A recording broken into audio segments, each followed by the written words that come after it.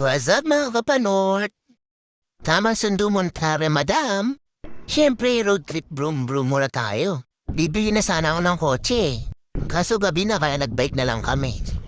Ito nga pala itsura namin pag magkangkas. Ito naman itsura ng buhok ko pag nasa taas.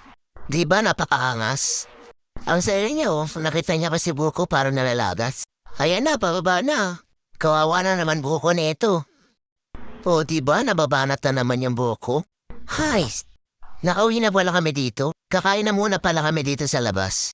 Dito tayo sa Tapsibugan. Ay nga pala yung mga pagkain dito. Kaso gusto ko dun sa second floor. Dito kasi maliwalas pati presko. Tamang waiting muna sa food. Siyempre tamang flex din ang bunbunan. Siyempre check muna natin mukha natin baka nagbago. Bago kumain, tamang video muna. Pero ako bala kayo dyan. Wala na ako sa inyo, gutom na ako eh.